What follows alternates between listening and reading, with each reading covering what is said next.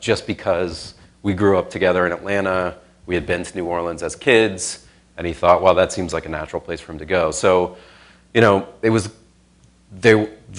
my point is that the information from my past eventually would coalesce into something that would probably help him find me. A month wasn't long enough for that to really help, so it really took someone making the connection through, finding my IP address and that sort of thing. Yeah. Hi, Evan. Hi. Hindsight being 2020, is there anything you would have done differently those last couple days that you look back and say, God, if I only would have done this, like looked across that park before you went to the pizza place or something like that? Anything jump out at you like that?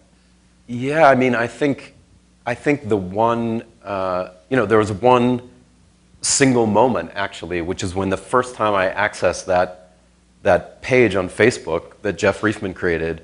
I can distinctly remember making the decision to not go through my Vegas office, not use the Tor software to hide my IP address, thinking, look, I'm just accessing Facebook. So unless somebody who works at Facebook is like going to steal my IP and then give it out to the public, which frankly I probably should have been worried about as well, but I thought, well, that's relatively unlikely. I thought, I can't be bothered with all this anymore. I'm just going to go check this page and see what people are saying. So that moment right there, I would certainly change. And then overall, I think that I would probably try to change my location more quickly in the last week because I had spent so much time in New Orleans. It was sort of like, they were closing in around me. But again, it was this issue of if you're really going to do this, if you really had to disappear, eventually you want to land somewhere and live your life. And I was going to cafes, I was going to bars, I was having fun in New Orleans as much as I could.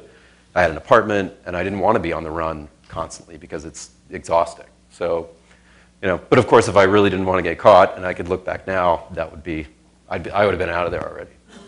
To a city with more than one gluten-free pizza place, probably.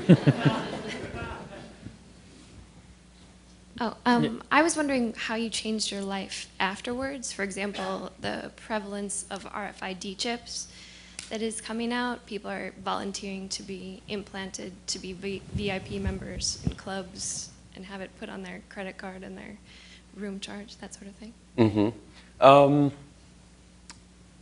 As much as you would think that because I did this, that I have strong feelings about privacy and that sort of thing, I don't, because what you have to do is you have to sit down and make the calculation. I think it's dumb to do things without actually reflecting on what they might mean for your privacy. But if I decide, I don't know if the club would be a good example for me, but if I decide that convenience is worth it for me, that if some club knows my information or even my date of birth, then maybe I don't care, and maybe it's worth it to me. And if I want to make that decision, fine.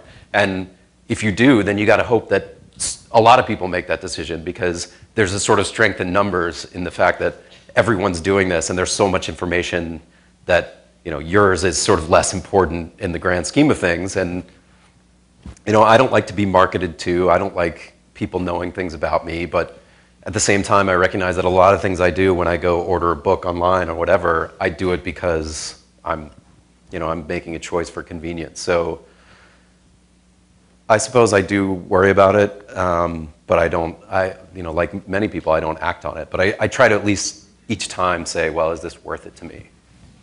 And there are also things that you can't do anything about, like, I had to get a new passport last year, and anyone who, I guess it's been about 2 years, 3 years, anyone who gets a new passport now, there's a microchip embedded in the passport that has your information in it. And there's if you want to travel as an American citizen, there's nothing that you can do to avoid that. You can't opt out of it. The government has it. I was thinking today in the airport, the TSA has been trying a new system to monitor the length of security lines by capturing the sort of IP address-like thing that your cell phone admits, and using that to kind of track how long you're waiting in line as you pass through the system. Of course, that's what they say that it's for. It used to just be that you could come out and look at how long the line was and then put more people on. but you could turn your phone off. There are certain things but to Evan's point, you have to do more and more things that are inconvenient to try and kind of insulate yourself from those kinds of things. And I was having this thought while I was walking past this whole bank of IBM ads, which probably a lot of people have seen, that are sort of, I think, called the Smarter Planet ad campaign that they're running. It says, like, rivers will tell you when they're going to flood, or all these things, this idea that information can be used productively to improve the world. One of the sort of things in the ad campaign, it says, how do we use information? Consumers these days tell us what they want. And the idea of this sort of implicit pronoun of us, as if like we're telling companies what it is that we want, essentially we just have to realize, I think, that is how corporate America sees the information that we volunteer, as a communication that can be used as a resource for them, the same way government or investigators can, to tailor products to us, which I think is kind of fascinating. Well, it's also funny that people, if you took the sort of most dystopian science fiction scenario and said, what if we all had a chip embedded in us that had a distinct number that said where we were at all times? Right. That's your cell phone. Right. Your cell phone, and even people, one of the other speakers at the CIA said this. He said, the cell phone is the ultimate identity tracker because there's lots of databases that say who you are, your date of birth, and all these things, but the cell phone is the one thing that has a unique identifier that's always with you all the time.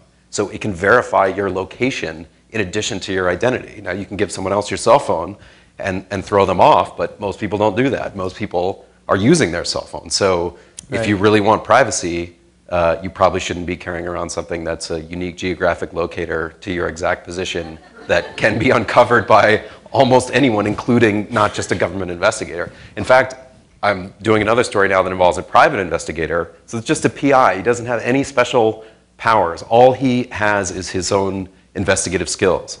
And he will get people's cell phone information by walking into a Sprint store, for example, and saying, hey, I need these records from this cell phone. And just like with those phone calls, the first clerk will say, well, are you this person? And he'll say, no, I'm not this person. I'm an investigator. I'm a private investigator. And they'll say, oh, well, I can't give you that. And then he'll go to the next store 2 blocks away. And eventually, one of the clerks will say, oh, you're a private investigator? Oh, I must be able to give you this information. We'll print out the bill and hand it to him. It's totally legal. Right. Amazing. Probably have time for 1 or 2 more questions. Oh, sorry, there's one right here. Evan, it's like 3 things. Did you use phones at all? And how was this emotionally for you for a month? Like, was it frazzling? And then also, was there any contingency plan, like if you got in a car accident or something really bad happened, where you would reveal your identity for like health reasons besides gluten-free products?